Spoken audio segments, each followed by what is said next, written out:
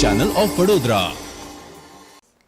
વડોદરાના અલકાપુરી વિસ્તારમાં રેમ પની દ્વારા સ્વર સર્જન સ્ટુડિયોનો ઉદ્ઘાટન સમારોહ યોજવામાં આવ્યો હતો. રેમ પની એ વડોદરામાં ચાલતી સુગમ સંગીત પ્રવૃત્તિનું અગ્રેસર કેન્દ્ર છે.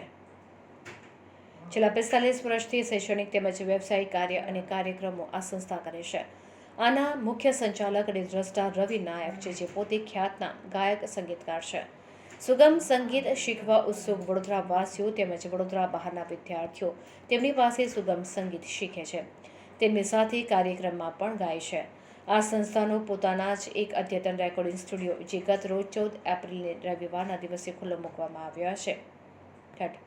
આ સંસ્થાનો પોતાનો જ એક અદ્યતન રેકોર્ડિંગ સ્ટુડિયો, જે ગત રોજ 14 એપ્રિલ રવિવારના દિવસે ખુલ્લો મૂકવામાં આવ્યો, જેનું નામ રેમ પની સ્વર સર્જન સ્ટુડિયો. તદુપરાંત રેકોર્ડ પ્લેયરની LP, cassette, spool tape recorder વગેરેમાંથી પણ ડિજિટલ સ્વરૂપે ફાઇલ આ સ્ટુડિયોમાં કરી શકાય છે.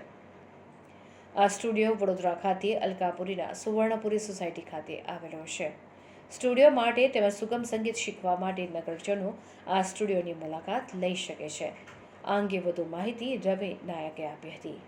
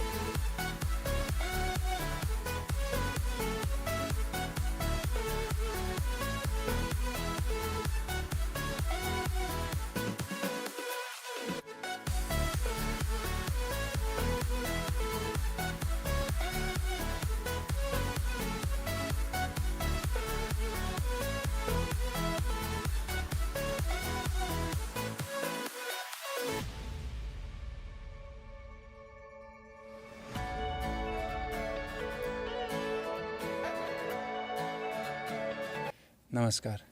આજે અમે રેમપની સ્વર સર્જન મ્યુઝિક્સ એન્ડ સ્ટુડિયોનું ઉદ્ઘાટન કર્યું છે. એ 36 Suvarnapuri society, Chitrakoot flats, Alkapuri, Jetalpur road પર આવેલું છે.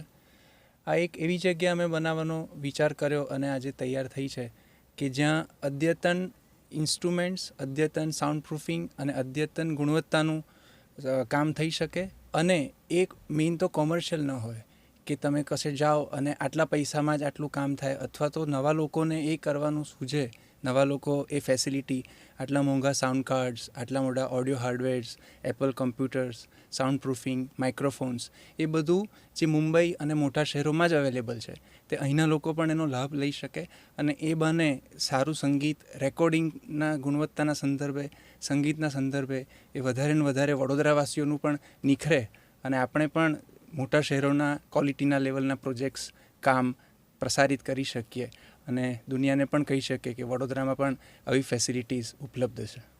નમસ્કાર સૌને.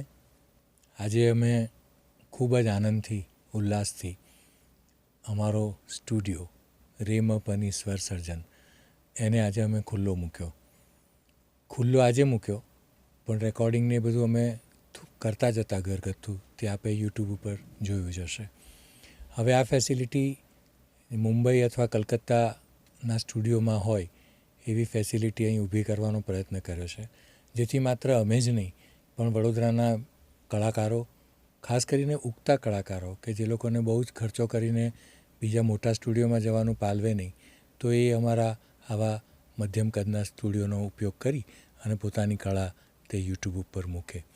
તે ઉપરાંત અમે અહીં સંગીત પણ શીખવાડવાના છીએ. શીખવાડીએ જ છે, પણ આ જગ્યાએ હવે શીખવાડવાના છીએ. અને જે લોકો અમને ઓળખે છે તે જાણે છે કે અમે લગભગ 42 વર્ષથી આ સુગમ સંગીતની પ્રવૃત્તિ કરીએ છીએ. અમારી આશા છે કે સૌથી વધારે લોકો આનો ઉપયોગ કરે.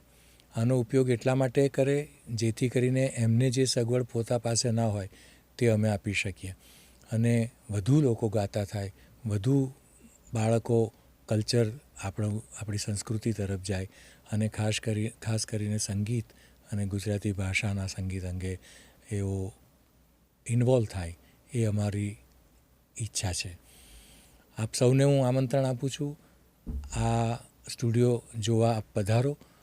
તમે ગાતા ન હો તો પણ જોવા પધારો કે આવી જગ્યાએ રેકોર્ડિંગ થતું હોય છે.